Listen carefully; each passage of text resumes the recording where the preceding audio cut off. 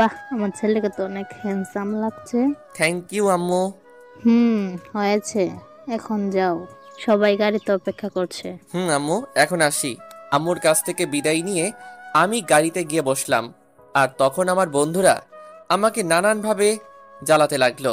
কিছুক্ষণ পরে আমি আবার শ্বশুরবাড়ি এসে পৌঁছালাম। শ্বশুরবাড়ির সবাই আমাকে অনেক আদরেই বরণ করে নিল। আমিও আমার বন্ধুরা সবাই বসে আছি। তখন আমার আব্বু আমার কাছে এসে বলল, রাজ, একটু এই দিকে আয় তো, তোর সাথে আমার কিছু কথা। জি আব্বু, বলো। ঈশা অন্য ছেলের সাথে পালিয়েছে। এই কথা শোনার পর মনে হলো যেন কেউ সজোরে আমার বুকে আঘাত করলো। তাও আমি নিজেকে সামনে নিয়ে বললাম, কি বলছো এগুলা? ঈশা আমার সাথে এমন করতে পারে না।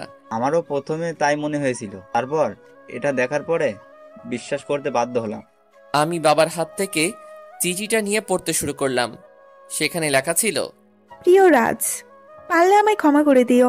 তোমার সাথে রিলেশন চলাকালীন আমি আরেকজনকে ভালোবেসে ফেলি, আর সে বাংলাদেশের সবচেয়ে বড় কোম্পানি এয়ার কোম্পানিতে ম্যানেজার, আর তুমি শুধু একজন সাধারণ কর্মচারী। তাই আমি অনেক ভেবে এই সিদ্ধান্ত নিয়েছি যে আমি তোমার সাথে না, মেয়েদের সাথেই বিয়ে করব। তাই আমাকে মাফ করে দিও। ইতি ঈশা।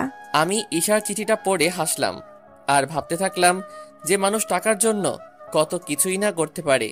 ঠিক তখন ঈশার বাবা এসে আমার বাবাকে বলল, দেখুন, আমার মেয়ে যা করেছে তার জন্য আমরা অনেক লজ্জিত। তাই বলছিলাম, যদি আমার ছোট মেয়ে নিশিকে আপনার ছেলের সাথে যদি বিয়ে দিতেন। আমার ছেলেকে কি আপনার খেলনা মনে হয় যে যার ইচ্ছে তার সাথে ওর বিয়ে দিব? তখন আমি আমার বাবাকে বললাম যে আমি এই বিয়ে করতে রাজি, তাই যত তাড়াতাড়ি সম্ভব বিয়ের ব্যবস্থা করতে। এর কিছুক্ষণ পরেই আমাদের বিয়ে হয়ে যায় আর আমার নতুন বউ নিয়ে বাসায় চলে আসি। বাসায় আসার পর আমি সোজা ছাদে চলে যাই আর ভাবতে থাকি আমার জীবনটা কেমন করে হঠাৎ করে বদলে গেল। কি হওয়ার ছিল আর কি হলো না, এরকম করে চলা যাবে না। কিছুক্ষণ পরে দেখি আমার বাবা আমার পাশে দাঁড়িয়ে আছে আর আমাকে উদ্দেশ্য করে বলল, দেখ রাজ, যা হওয়ার তা তো হয়েই গেছে, এখন আর কিছু করার নাই। তাই বলছিলাম তুই এখন ঘরে যা। আব্বু, যাব। তার আগে তোমার সাথে আমার কিছু কথা আছে। এতে অনুমতি নেওয়ার কি আছে? যা বলতে চাস বল। আব্বু, আমি সবকিছু দায়িত্ব বুঝে নিতে চাই।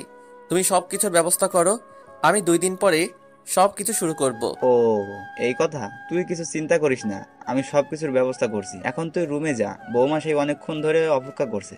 তারপর আমি আমার রুমের দিকে এগুতে থাকি আর রুমের দরজার কাছে দাঁড়িয়ে ভাবতে থাকি ঢুকবো কি ঢুকবো না। তারপর কিছু না ভেবে ঢুকে পড়ি। আর ঢোকা মাত্র আমার শালিকা, মানে আমার নতুন বউ, আমায় সালাম করে। তখন আমি তাকে বলি, দেখো নিশি, তুমি তো জানো আমাদের বিয়েটা কিভাবে হয়েছে। তাই আমি চাই আগে আমরা একে অপরকে ভালোভাবে জানবো, তারপর নতুন জীবন শুরু করব। উত্তরে নিশি শুধু মাথা নড়ালো। তাই বেশি কিছু না বলে নিশিকে বিছানায় আর আমি সোফায় শুয়ে পড়ি আর হারিয়ে যাই ঘুমের রাজ্যে। সকালে একটা মিষ্টি কণ্ঠে ঘুম ভাঙে। তখন আমি চোখ মেলে দেখি নিশি আমায় ডাকছে। আমি ওর দিকে তাকিয়ে নিজের চোখ সরাতে পারছি না, কারণ নিশি মাত্র শাওয়ার নিয়ে বের হলো আর ভেজা চুলে নিশিকে অসাধারণ লাগছে। তখন আবার নিশির কথায় বাস্তবে ফিরি। তাই আমি নিশিকে জিজ্ঞাসা করলাম, কি হয়েছে, এত ডাকছো কেন? নিচে সবাই নাস্তা করার জন্য ডাকছে, আপনাকে আর আমাকে, তাই। ও, তুমি একটু ওয়েট করো, আমি ফ্রেশ হয়ে আসছি। তারপর আমি ফ্রেশ হওয়ার জন্য ওয়াশরুমে যাই। আর যখন বের হয় তখন নিশিকে দেখে ক্রাশ খাই, কারণ আমি বের হয়ে দেখি নিশি একটা নীল শাড়ি পরে আছে, তার সাথে হালকা সাজ। এমনিতেই আমার নীল কালার অনেক প্রিয়। আমি ভালো করে লক্ষ্য করে দেখলাম যে নিশি ভালোভাবে শাড়ি পরতে পারে নাই, কোনো রকম শুধু পেঁচিয়ে রেখেছে। এটা দেখে আমি জোরে হেসে দিলাম। আর তখন নিশি আমার কাছে এসে বলল, এ কি, আপনি পাগলের মতো হাসছেন কেন? কি, আমি পাগল? নয়তো কি, পাগল না হলে কেউ এমন করে হাসে? তোমার শাড়ি পরা দেখলে যে কেউ পাগল হয়ে যাবে। দেখুন, একদম হাসবেন না। আমি শাড়ি পরতে পারি না, তাই বলে এইভাবে হাসতে হবে? ঠিক আছে, আর হাসবো না। তার আগে তুমি আমার কাছে আসো, তোমায় ভালো করে শাড়ি পরিয়ে দেই। আপনি শাড়ি পরাতে পারেন? পারি। দাঁড়াও, তোমাকে পরিয়ে দেই। তারপর আমি নিশিকে শাড়ি পরিয়ে দেই আর নিশি আমার দিকে অপলক তাকিয়ে আছে। শাড়ি পরানো শেষে আমি নিশির দিকে তাকিয়ে ওর প্রেমে পড়ে যাই। কারণ শাড়িতে নিশিকে অপরূপ সুন্দর লাগছে। আর নিশি দেখতে ঈশার থেকেও অনেক সুন্দর। আমি ওর দিকে তাকিয়ে আছি, এমন সময় নিশি আমাকে বলে, বাহ, আপনি তো দেখছি অনেক ভালো শাড়ি পরাতে পারেন। নিশ্চয়ই আপুকে পরানোর জন্য শিখেছেন। এটা বলেই নিশি নিজের জিহ্বায় কামড় দেয়, কারণ সে ভুল কথা বলে ফেলেছে। আর ঈশার কথা শুনে আমার মন আবার খারাপ হয়ে যায়। তাই আমি নিশিকে বলি, চলো এখন নিচে যাওয়া যাক, সবাই আমাদের জন্য অপেক্ষা করছে। তারপর আমি আর নিশি নিচে যাই। তখন সবাই আমাদের দিকে অবাক হয়ে তাকিয়ে থাকে, কারণ আমিও একটা নীল শেরওয়ানি পরেছি। তারপর আমি আর নিশি খাওয়ার টেবিলে পাশাপাশি বসি। আর খাওয়ার এক পর্যায়ে আমি আব্বুকে বলি, আব্বু, আমি ইয়ামিনের সাথে সব কথা বলে নিয়েছি। আর কাল সকালে আমি আর নিশি কয়েকদিনের জন্য ঢাকায় যাব। বুঝেছি। আর আমিও সব কথা বলে রেখেছি, কালকে সকালে তোদের ঢাকার ফ্লাইট। আমি যা যা বলেছিলাম সব কিছুর অ্যারেঞ্জমেন্ট কি হয়ে গেছে আব্বু? না, সব হয় নাই, তবে আজকের মধ্যে হয়ে যাবে। তারপর আরো কিছু কথা বলে আমি আর নিশি রুমে আসলাম। তখন নিশি আমায় জিজ্ঞাসা করলো যে আমরা কেন ঢাকায় যাব। তাই আমি তাকে বললাম যে এটা আমার তরফ থেকে নিশির জন্য সারপ্রাইজ। আর আমি নিশিকে ব্যাগ গুছিয়ে রাখতে বলি। নিশি আমার কথা মতো নিজের ব্যাগ গুছিয়ে রাখে। অন্যদিকে ঈশা আর মেহেদিও বিয়ে করেছে, আর তারা দুজনই অনেক খুশি। আর তখন মেহেদির ফোনে একটা কল আসে। হ্যালো, কি বলছেন? ও স্যার, আপনি কিছু দরকার আছে নাকি? ওকে স্যার, আমি সব ব্যবস্থা করে দিব। এখন রাখি। কে ফোন করেছিল? আমাদের নিউ সিও ফোন করেছিল আর বলল যে কাল তিনি ও তার ওয়াইফ আসবে ঢাকায়। তাই একটা গ্র্যান্ড পার্টির অ্যারেঞ্জমেন্ট করা হয়েছে, আর সেখানে আমাকে আমার বউকে নিয়ে উপস্থিত থাকতে হবে। ও, চলো এখন ঘুমাতে যাই, কাল আবার অনেক কাজ আছে। তার পরের দিন মেহেদি আর ঈশা পার্টিতে যায়। আর তার পৌঁছানোর কিছুক্ষণ পরে হেলিকপ্টারে করে মেহেদির নিউ বস আসে। আর অফিসের সব স্টাফ তাকে স্বাগতম জানানোর জন্য যায়। আর যখনই নতুন বস ও তার ওয়াইফ হেলিকপ্টার থেকে নিচে নামে, তখন ঈশা প্রচন্ড রকমের একটা শক খায়। কারণ মেহেদির কোম্পানির নতুন বস অন্য কেউ না, তার প্রাক্তন প্রেমিক রাজ, এই কোম্পানির বস। আর তার ওয়াইফ হলো ঈশার আপন বোন নিশি। কিন্তু এটা কিভাবে সম্ভব? রাজ তো ঈশাকে বলেছিল যে সে একজন সাধারণ ঘরের ছেলে, কিন্তু সে এত বড় কোম্পানির মালিক হলো কিভাবে? তারপর আমি আর নিশি হেলিকপ্টার থেকে নেমে আসি আর দেখি যে ঈশা আমাদের দিকে অবাক চোখে তাকিয়ে আছে। সে হয়তো ভাবছে আমি এখানে কেমন করে আসলাম, আর মালিকই বা কেমন করে হলাম। কারণ আমি ঈশাকে বলেছিলাম যে আমি একটা কোম্পানির সাধারণ একজন কর্মচারী। হেলিকপ্টার থেকে নামার পরে সবাই আমাকে আর নিশিকে নিয়ে ব্যস্ত হয়ে পড়ে। তখন ঈশা আর ওর হাজবেন্ড মেহেদি আমাদের কাছে আসে আর আমাদের স্বাগতম জানায়। তখন ঈশা আমাকে বলে, রাজ, তুমি এখানে কি করো? আর তুমি এয়ার কোম্পানির সিও হলে কিভাবে? কেন মিস ঈশা, অবাক হচ্ছেন নাকি? এখানে তো অবাক হওয়ার কিছুই নেই, কারণ আমি আপনাকে একবার বলেছিলাম বিয়ের পরে আপনার জন্য একটা বড় সারপ্রাইজ অপেক্ষা করছে। কিন্তু আপনি কি করলেন? আমি ঈশার সাথে কথা বলছিলাম, তখন মেহেদি এসে আমাকে বলল, স্যার, এ হলো ঈশা, আমার ওয়াইফ। 2 দিন হলো আমাদের বিয়ে হয়েছে। Nice to meet you miss Isha. Thank you sir. তা মেহেদি সাহেব, আমি যা যা বলেছিলাম সবকিছুর অ্যারেঞ্জমেন্ট কি হয়েছে? জি স্যার, সব কিছুর অ্যারেঞ্জমেন্ট করা হয়েছে। আপনি কি আগে একটু রেস্ট নেবেন? আমি আর নিশি আগে একটু রেস্ট নিব, তারপরে পার্টিতে জয়েন করব। আর আপনাকে পরিচয় করিয়ে দেই, ইনি হলেন নিশি, আমার ওয়াইফ। হ্যালো ম্যাম, কেমন আছেন? জি, ভালো আছি। তখন আমি ঈশার দিকে লক্ষ্য করে দেখি সে আমার আর ঈশার দিকে অবাক চোখে তাকিয়ে আছে। তাই আমি মনে মনে বলি, এখনো তো কিছুই দেখোনি, দেখতে থাকো কি হয়। তখন মেহেদি আমাকে আর নিশিকে একটা রুমে নিয়ে যায় আর বলে এখানে কিছুক্ষণ রেস্ট নিতে। এই বলে মেহেদি সাহেব সেখান থেকে চলে যায়। তখন নিশি আমার কাছে এসে বলে, এগুলো কি হচ্ছে? আমাকে কি প্লিজ বলবেন? মানে কিসের কথা বলছো তুমি? বুঝতে পারছেন না আমি কিসের কথা বলছি? কই না তো। বুঝতে পারছেন না নাকি বুঝতে চাইছেন না? আরে তুমি বুঝাই না বললে কেমন করে বুঝবো? এগুলো কি? আমি তো শুনেছিলাম আপনি একটা কোম্পানির একজন সাধারণ কর্মকর্তা। শুধু আমি না, আমার পুরো পরিবার জানতো যে আপনি একটি কোম্পানিতে কাজ করেন, তাহলে হুট করে এত বড় কোম্পানির সিইও কেমন করে হলেন? হুট করে আমি এই কোম্পানির সিইও হই নাই।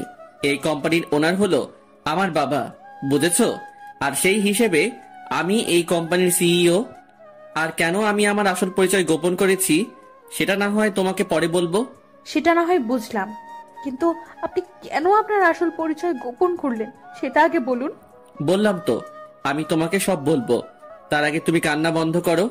নিশিকে নিজের বুকের মাঝে জড়িয়ে নিয়ে, কেন জানি নিশির কান্নাটা আমার সহ্য হলো না। তারপর নিশিও আমায় জড়িয়ে ধরে কান্না করতে থাকলো। এভাবে কিছুক্ষণ নিশি কান্না করলো।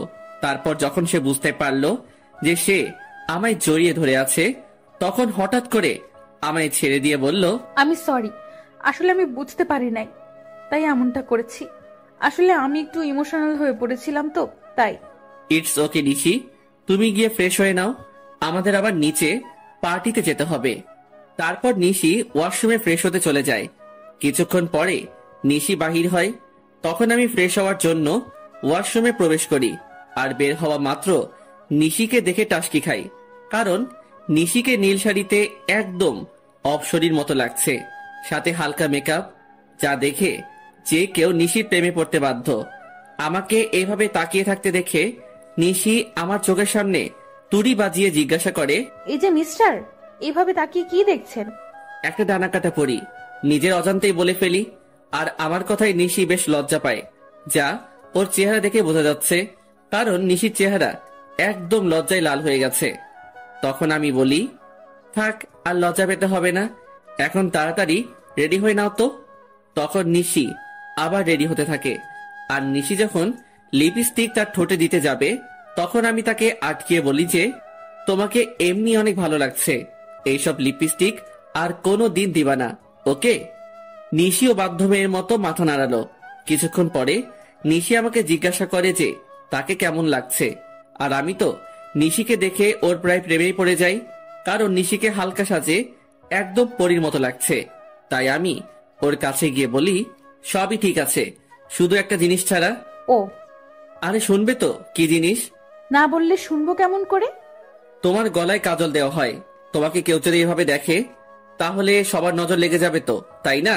তারপর আমি নিজের হাতে নিশির ঘাড়ে কাজল লাগিয়ে দেই, আর আমার ছোঁয়া পাওয়া মাত্র নিশি কিছুটা কেঁপে ওঠে। আর নিশির এত কাছে গিয়ে আমিও কেমন যেন একটা ঘোরের মধ্যে চলে গেছিলাম, আর নিশিও কিছুটা আমার মতোই হয়ে গেছিল। তখন আমি নিশির মুখটা উপরের দিকে তুলে আমার ঠোঁট ওর ঠোঁটের দিকে এগিয়ে নিয়ে যাই, আর যখনই আমি নিজের ঠোঁট নিশির ঠোঁটের সাথে মেলাবো, তখনই কেউ একজন রুমের মধ্যে প্রবেশ করে। এতে করে নিশি আমার থেকে কিছুটা দূরে চলে যায়, আর আমাদের দুজনেরই ঘোরটা কেটে যায়। তাই তখন দেখার চেষ্টা করি যে কে এসেছে, আর তখনই দেখি ঈশা দাঁড়িয়ে আছে। এতে করে আমার রাগটা বেড়ে যায়।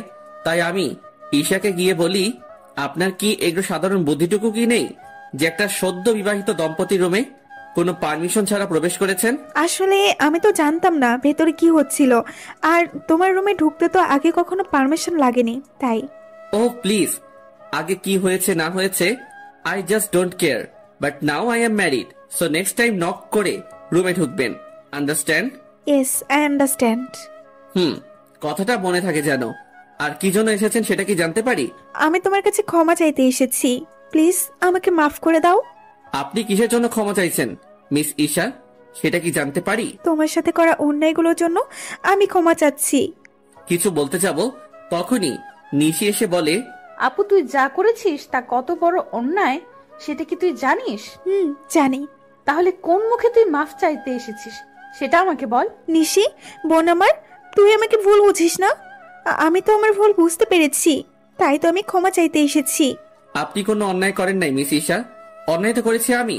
আপনার মতো একজন প্রতারককে ভালোবেসেছিলাম, এটার চেয়ে বড় অন্যায় আর কি হতে পারে সেটা বলুন তো। আমি আরো কিছু বলতে যাব, তার আগে আমার ফোনে একটা কল আসে। আমি কলটা রিসিভ করেই নিশিকে বলি যে তাড়াতাড়ি রেডি হয়ে নিতে, আর ফোনটা করেছিল মেহেদি, মানে ঈশার হাজবেন্ড। তারপর আমি ঈশাকে আমার রুম থেকে চলে যাওয়ার জন্য বলি। কিছুক্ষণ পর নিশি বের হয়ে আসে, আর আমি তো নিশিকে দেখে রীতিমতো টাসকি খেয়ে যাই, কারণ নেভি ব্লু শাড়িতে নিশিকে অসাধারণ লাগছে। তার সাথে হালকা মেকআপও করেছে। আমাকে এভাবে তাকিয়ে থাকতে দেখে নিশি আমাকে বলে, এই যে মিস্টার রাজ, এইখানে দাঁড়িয়ে থাকবেন নাকি নিচেও যাবেন? যাব। আর তোমাকে কিন্তু অনেক কিউট লাগছে মিসেস রাজ। আমার মুখে মিসেস রাজ ডাকটা শুনে নিশি অনেক খুশি হয়, যা ওর মুখ দেখে বোঝা যাচ্ছিল। তখন আমি আবার নিশিকে বললাম, কি হলো, নিচে যাবে না নাকি? তারপর আমি আর নিশি দুজনেই একসাথে নিচে যাই, আর সেখানে থাকা সবাই আমাদেরকে স্বাগত জানায়। তারপর আমি নিশিকে একে একে সবার সাথে পরিচয় করিয়ে দেই, আর সবাই নিশিকে অনেক পছন্দ করে আর অনেক তারিফও করে। এগুলো দেখে ঈশা অনেকটা জেলাস ফিল করে, কারণ এগুলো ঈশা পাওয়ার কথা ছিল, কিন্তু তার লোভের কারণে সে সবকিছু হারিয়েছে। পার্টি শেষ হওয়ার পরে আমি আর নিশি নিজেদের রুমে চলে আসি, আর রুমে আসার পরে নিশি আমাকে বলে, আপনাকে একটা কথা জিজ্ঞাসা করার ছিল, যদি কিছু মনে না করেন তাহলে করব। বলো, তোমার কি বলার আছে? আপনার আর আপুর পরিচয় হলো কিভাবে? বুঝলাম, তাহলে শুনো। তারপর আমি বলতে শুরু করলাম, আমি তখন সবেমাত্র লেখাপড়া শেষ করে দেশে ফিরেছি। তো একদিন আমিও আমার বন্ধুরা মিলে প্ল্যান করলাম কোথাও ঘুরতে যাব, কিন্তু সেটা দেশের ভিতরেই। তাই সবাই মিলে ঠিক করলাম যে সিলেটে যাব। তো সবাই মিলে বেরিয়ে পড়লাম সিলেটের উদ্দেশ্যে। সব ফ্রেন্ড একসাথে যাব, তাই বাসে করে যাচ্ছিলাম। কিন্তু বাসে উঠে বাদে এক বিপত্তি। আমার সব ফ্রেন্ডের সিট এক জায়গায় পড়েছিল, আর আমার সিট পড়েছিল এক মেয়ের সাথে। তাই কিছু করার না থাকায় বাধ্য হয়ে ওই সিটে বসে পড়ি। কিছুক্ষণ পরে যখন মেয়েটি আসে, আমি তার দিকে তাকিয়ে রীতিমতো টাসটি খাই, কারণ এত সুন্দরী মেয়ে আমি এর আগে কখনো দেখি নাই। মেয়েটি পরেছিল একটা নেভি ব্লু লং 3 পিস, তার সাথে ম্যাচিং জুয়েলারি, সাথে হালকা সাজ। দেখে মনে হচ্ছিল জান্নাতের অপ্সরী। আমি তার দিকে এক ধ্যানে তাকিয়েছিলাম। আমার এভাবে তাকানো দেখে মেয়েটি বলে ওঠে, এই যে মিস্টার, দেখা শেষ হইলে আমাকে বসার জায়গাটা দিন। মেয়েটি কিছুক্ষণ পরে আমায় জিজ্ঞাসা করে, হাই, আমি ঈশা। আপনার নামটা কি জানতে পারি? আমি রাজ। বাহ, চেহারার সাথে নামেরও মিল আছে। সিলেট যাচ্ছেন নিশ্চয়? আপনি কেমন করে জানলেন? এমন আবল তো জীবনেও দেখি নাই। সিলেটের বাসে করে মানুষ অন্য কোথাও কি যাইতে পারে বলেন তো? এটাই আপনি বুঝবেন না মিস্টার। রাগ তোর বুঝাবুঝি। ও হুম তখন আমি তাকে বললাম যে, আপনি কি একাই যাচ্ছেন নাকি? উত্তরে সে বলল, একা কেন যাব, আমার সাথে তো আপনি আছেন, তাই না? আপনি যদি চান তাহলে সত্যি যেতে পারি। মনে মনে বললাম, কিছু বললেন? কই না তো। ও, আমি মনে করেছিলাম হয়তো কিছু বললেন। না, আমি তো কিছুই বলি নাই। তা সিলেটে কোথায় যাচ্ছেন? এই তো ফ্রেন্ডসদের সাথে ঘুরতে যাইতেছি। আর আপনি? আমিও তো ফ্রেন্ডদের সাথে যাচ্ছি। আপনি কি স্টুডেন্ট নাকি জব টপ করেন? আমি হলাম। আপনি হলেন কি? না, আসল পরিচয়টা দেওয়া যাবে না। আমি একটা সফটওয়্যার কোম্পানিতে জব করি। মিথ্যা পরিচয় দিলাম। ও, তারপর ঈশার সাথে আরো অনেক কথা হলো। তখন জানতে পারলাম সে অনার্স 2য় বর্ষের ছাত্রী। এইভাবেই আমাদের পরিচয় হয়। তারপর পরিচয় থেকে ভালোবাসা। আমি আর ঈশা অনেক ভালো ফ্রেন্ড হয়ে গেছিলাম। আমরা সিলেট থেকে ফিরে এসেও একে অপরের সাথে যোগাযোগ করতাম। একদিন আমি ঈশাকে প্রপোজ করি, আর ঈশাও সেটা অ্যাকসেপ্ট করে। কিন্তু রিলেশনে থাকা অবস্থায়ও আমি আমার আসল পরিচয়টা ঈশাকে জানাইনি। আমি চেয়েছিলাম ঈশাকে এটা সারপ্রাইজ দিব, কিন্তু পরে যে আমি নিজে সারপ্রাইজড হয়ে যাব এইটা ভাবতে পারি নাই। কথাগুলো বলে নিজের অজান্তেই আমার চোখ দিয়ে পানি বের হয়ে গেছিল, সেটা বুঝতেই পারি নাই। আমি কিছুক্ষণ পরে নিশির দিকে লক্ষ্য করে দেখি সেও কান্না করছে। তখন আমি তাকে বলি, এ কি, তুমি কান্না করছো কেন? আপনি আপুকে এতটা ভালোবাসতেন, আর আপু আপনার সাথে কি করলো? যা হওয়ার তা তো হয়েই গেছে, আর এখন তুমি আমার স্ত্রী, এটাই সত্যি। আর আমি চাই এই সম্পর্কটা ভালোভাবে নিভাতে। আমি চেষ্টা করব। তার আগে বলেন, আপনি আর কখনো আপুর কথা মনে করবেন না। কথা দিলাম। নিশি আমাকে এভাবে জড়িয়ে ধরবে আমি সেটা ভাবতেও পারি নাই। কেন যেন নিশির এভাবে জড়িয়ে ধরা আমার অনেক ভালোই লাগছে। এই যে মিস, এবার কি আমাকে ছাড়বেন? কথাটি বলা মাত্র নিশি আমাকে ছেড়ে দিল, আর নিশির মুখ একদম লজ্জায় লাল হয়ে আছে। তখন আমি নিশিকে আমার কোলের উপর বসিয়ে ওর চুলে বিলি কেটে দিতে দিতে বললাম, আমাকে ছেড়ে কখনো যাবে না তো?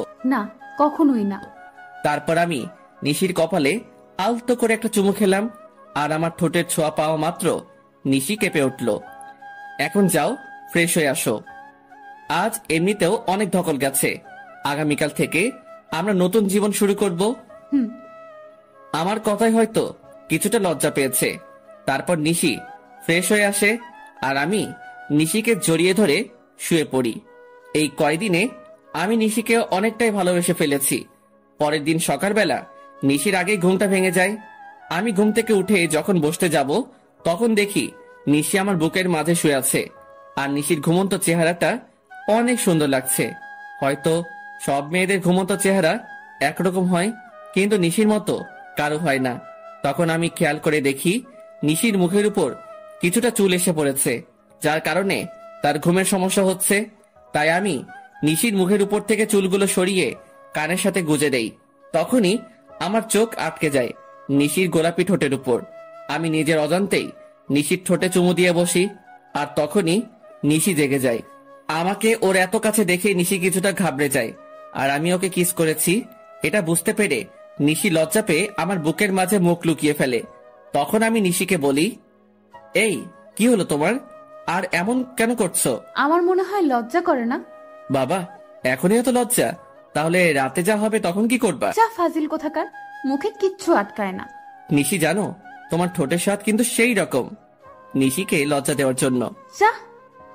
আর আমি বসে বসে ভাবতে লাগলাম, পাগলিটা এই কয়দিনে আমাকে অনেক ভালোবেসে ফেলেছে, আর আমিও ওকে অনেক ভালোবেসে ফেলেছি। কিছুক্ষণ পরে নিশি ওয়াশরুম থেকে বাহির হলো, আর আমি ফ্রেশ হতে চলে গেলাম। আমি ফ্রেশ হয়ে এসে দেখি নিশি চুল বুঝছে। তখন আমি নিশিকে পেছন থেকে জড়িয়ে ধরি আর নিশির চুলের মধ্যে নাক ডুবিয়ে দেই। এতে নিশি কিছুটা কেঁপে ওঠে। আমি নিশির চুলের গন্ধে কোথায় যেন হারিয়ে গিয়েছিলাম। নিশির ডাকে আমার ঘোর ভাঙলো। নিশি আমাকে বলল, এই যে মিস্টার, অফিসে যাবেন না নাকি? এত সুন্দর বউ রেখে কিভাবে অফিস যাই বলো তো? তার চেয়ে বরং চলো তুমি আর আমি ঘুরতে যাই। সত্যি বলছেন? না, মিথ্যা বলছি। আমার কথা শুনে নিশির হাসি মাখা মুখ নিমিষেই গায়েব হয়ে গেল। তখন আমি বললাম, থাক আর ঢং করতে হবে না, তাড়াতাড়ি গিয়ে রেডি হয়ে আসুন। আপনি অনেক কিউট বলে আমাকে কিস করে এক দৌড়ে পালালো। আমি তখন মনে মনে বললাম, পাগলি একটা। কিছুক্ষণ পরে নিশি নেভি ব্লু শাড়ি পরে বের হলো, আর সাথে হালকা সাজ। এতে নিশিকে আরো বেশি সুন্দরী লাগছিল। তারপর নিশি আমার কাছে এসে বলে, চলুন, আমি রেডি। চলো। তারপর আমি ম্যানেজারকে ফোন দিয়ে আসতে বলি। ম্যানেজার মানে ঈশার হাজবেন্ড।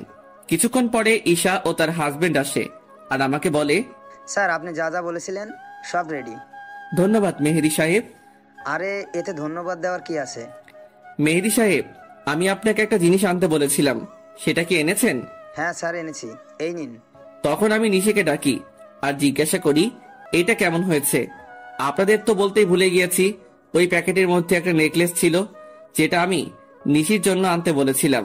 Wow, it's gorgeous. এবার পড়ুন দেখি। এটা আমার জন্য? এবার পড়ুন তো। না, আপনি আমাকে পরিয়ে দিন। তো কি আর করার, সবার সামনে আমি নিশিকে নেকলেসটা পরিয়ে দিলাম। পরানোর পর ঈশার দিকে তাকিয়ে দেখি সে কেমন করে যেন তাকিয়ে আছে নিশির দিকে। হয়তো সে এটা ভাবছে যে যা ওর পাওয়ার কথা ছিল সেটা তার ছোট বোন পাইতেছে। তারপর আমি আর নিশি ঘুরতে বাহির হলাম। সারাদিন ঘোরাঘুরি করে যখন নদীর ধারে গিয়ে বসলাম, তখন নিশি বলল যে সে ফুচকা খাবে। অনেক বোঝানোর পরেও কোনো লাভ হইল না, তাই তাকে ফুচকা খেতে নিয়ে গেলাম। আর আমি নিশির ফুচকা খাওয়া দেখে অবাক না হয়ে পারলাম না। মেয়েরা এত ফুচকা কিভাবে খেতে পারে সেটা আল্লাহই ভালো জানে। প্রায় অনেক রাত হয়ে যায় বাসায় ফিরতে। তারপর বাসায় ফিরেই আমি ওয়াশরুমে চলে যাই ফ্রেশ হতে। আমি বের হওয়ার পরে নিশি ঢুকে। কিছুক্ষণ পরে নিশি বাহির হয়। তখন আমি নিশিকে গিয়ে পেছন থেকে জড়িয়ে ধরি আর বলি, সকালে কি বলেছিলাম মনে আছে? নিশি উত্তরে শুধু মাথা নাড়ালো। তাহলে শুরু করা যাক। আমি কি নিষেধ করেছি নাকি? আমি নিশির শাড়ি পেয়ে ওকে কোলে তুলে নেই আর বিছানায় গিয়ে রাখি। তারপর আমি নিশির গলায় আস্তে করে কয়েকটা কিস করি। এতে নিশির নিঃশ্বাস আস্তে আস্তে ঘন হতে থাকে। তারপর আমরা দুজন হারিয়ে যাই ভালোবাসার অতলে। আর কিছু কমু না, লজ্জা লাগে।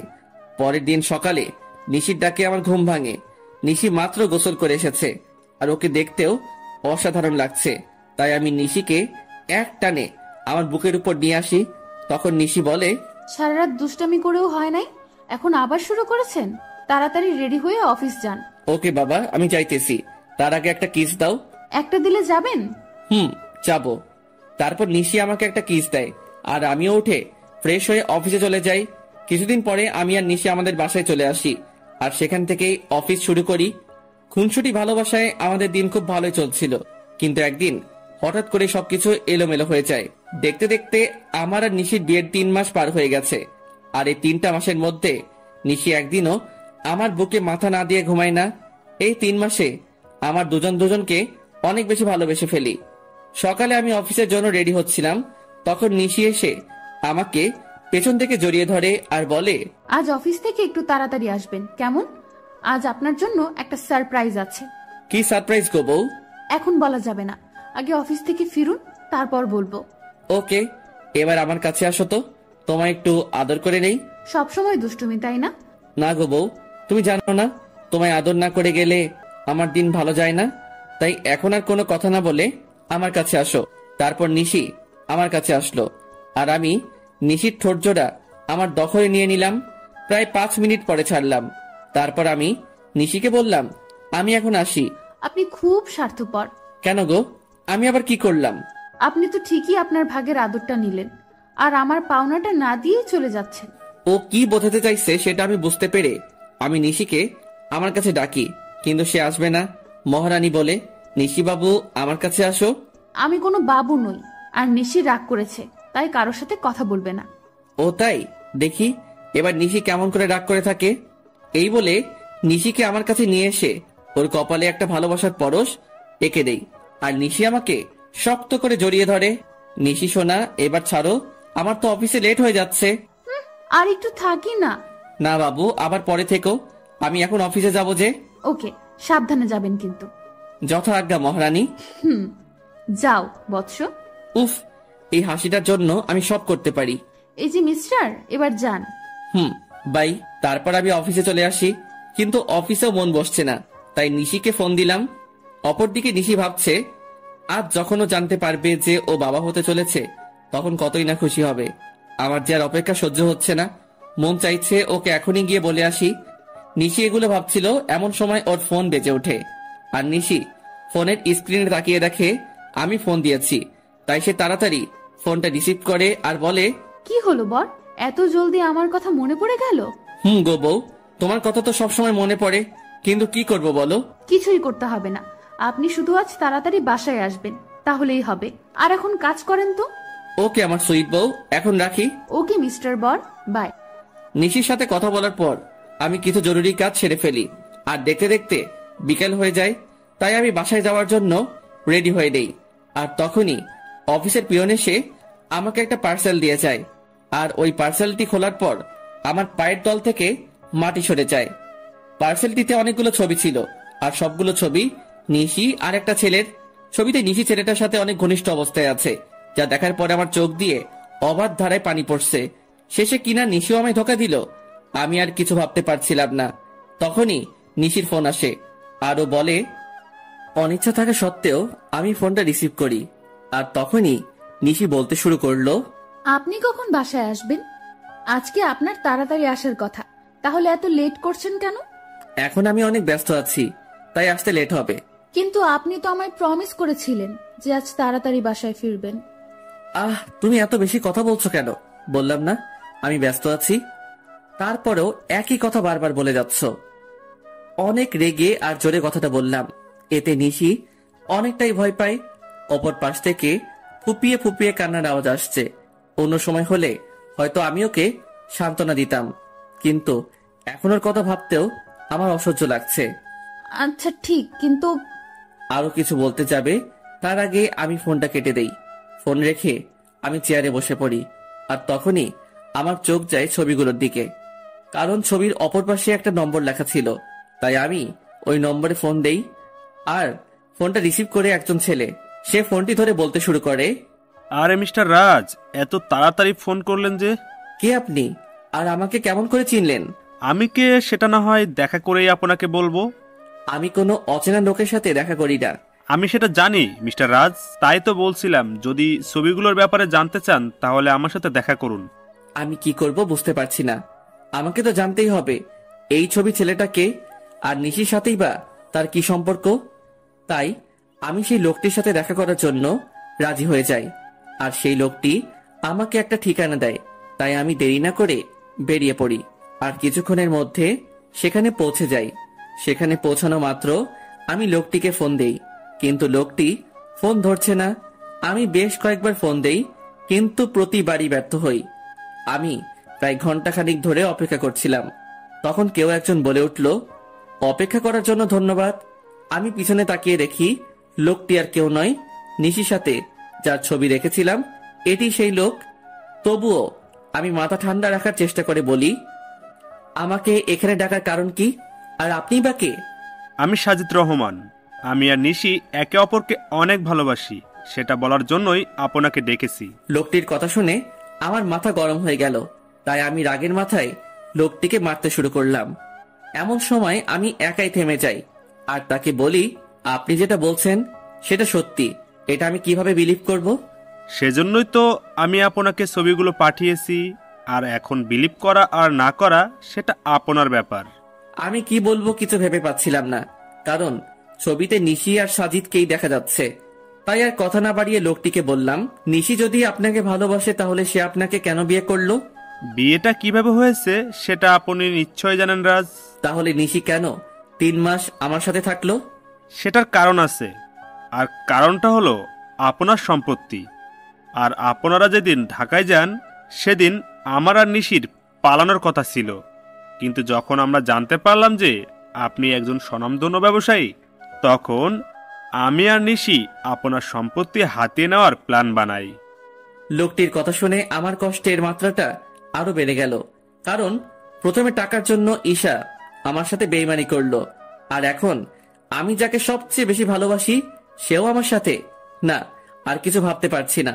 তাই আমি হোটেল থেকে বের হয়ে আসি আর আমার উকিলকে ফোন দিয়ে ডিভোর্স পেপারটা তৈরি করতে বলি। তাও মাত্র 1 ঘন্টার মধ্যে। উকিলের কাছ থেকে ফিরতে ফিরতে প্রায় রাত 1টা বেজে যায়। তাই আমি বাসার কাউকে বিরক্ত না করে আমার কাছে যে চাবি ছিল সেটা দিয়ে দরজা খুলে ভিতরে যাই, আর ভিতরে গিয়ে দেখি নিশি বসে বসে ফুপিয়ে ফুপিয়ে কান্না করছে। যেখানে আমার কষ্ট হওয়ার কথা সেখানে আমার প্রচুর রাগ হচ্ছে। তখন আমি নিশির কাছে গিয়ে বলি, বাহ, অভিনয় তো খুব ভালোই করতে জানো দেখছি। আমার এরকম আচমকা কথা শুনে নিশি কিছুটা ভয় পেয়ে যায়। পরে সে নিজেকে সামনে নিয়ে বলে, মানে আপনি কি বলতে চাইছেন? আমি কি বলতে চাইছি সেটা বুঝতে পারছো না, নাকি বোঝার চেষ্টা করছো না? কি বলছেন এইসব? আমি তো কিছুই বুঝতে পারছি না। Enough is enough Nishi, and don't touch me. Please Raj, tell me what happened with you. Please tell me. আর কত অভিনয় করবে নিশি, আর কত? আমি অভিনয় করছি। হ্যাঁ, তুমি অভিনয় করছো, তার প্রমাণ এগুলো। নিশি ছবিগুলো দেখে আরো কান্না শুরু করে দিল আর আমাকে এসে জড়িয়ে ধরলো। কিন্তু আমি এবার রাগটা কন্ট্রোল করতে না পেরে নিশিকে সজোরে একটা চড় মারি। এই প্রথম আমি ওর গায়ে হাত তুললাম আর তোকে না বললাম তুই আমাকে ছুবি না, তাও কেন আমাকে ছোঁয়ার চেষ্টা করছিস? আর এই নে, তুই যার জন্য এত অভিনয় করেছিস, আমার সমস্ত সম্পত্তি আমি তোর নামে লিখে দিয়েছি, আর আমাকে মুক্তি দে। তারপর আমি ওর দিকে ডিভোর্স পেপার আর সম্পত্তির পেপারস এগিয়ে দেই। তখন নিশি বলে, বেশ, আপনি যখন আমার থেকে মুক্তি চান তবে তাই হোক। এই বলে নিশি ডিভোর্স পেপারে সাইন করে দেয়। আর শুনুন মিস্টার রাজ, আপনার সম্পত্তির আমার কোনো প্রয়োজন নেই, তাই এগুলো আপনার কাছেই রাখুন। কথাগুলো বলে নিশি কান্না করতে করতে বাড়ি থেকে বের হয়ে গেল। আমার অনেক ইচ্ছা হচ্ছিল ওকে আটকাবার, কিন্তু সেই অধিকারটা আর আমার নেই। এখন নিশিকে ছাড়াই আমাকে থাকতে হবে। 1 বছর পর নিশি আমায় ছেড়ে গেছে, প্রায় 1 বছর হলো। এই 1 বছরে এমন কোনো রাত নেই যে রাতে আমি নিশির জন্য চোখের জল ফেলি নাই। কিন্তু এই 1 বছরে আমি নিশির কোনো খোঁজ করি নাই, হয়তো রাগের বশে। এই 1 বছরে আমি কারোর সাথে ভালো করে কথা বলি নাই। সারাদিন অফিসের কাজে নিজেকে ব্যস্ত রেখেছি, আর রাতে নিশির সাথে কাটানো মুহূর্তগুলো ভেবে কষ্ট পেয়েছি। প্রতিদিন ওর মতো আজ সকালে অফিস যাচ্ছিলাম, তখন আম্মু এসে আমায় বলল, বাবা রাজ, আর কতদিন নিজেকে এভাবে কষ্ট দিবি বল? যার জন্য এত কষ্ট পাচ্ছিস সে কি 1 বছর একবার তোর খবর নিয়েছে? আহ আম্মু, এত ঘুরিয়ে পেঁচিয়ে কথা না বলে কি বলতে চাও সেটা বলো তো। বলছিলাম কি, তুই এবার একটা বিয়ে করে নে। আর কতদিন নিজেকে এভাবে কষ্টের মাঝে রাখবি বল? আমি তোমায় আগেও বলেছি আর এখনো বলছি, আমি কোনো বিয়ে করতে পারবো না। তোকে আমার দিব্যি, তুই আর বিয়ে তো অমত করবি না। কিন্তু আম্মু। আর কোনো কিন্তু নয়।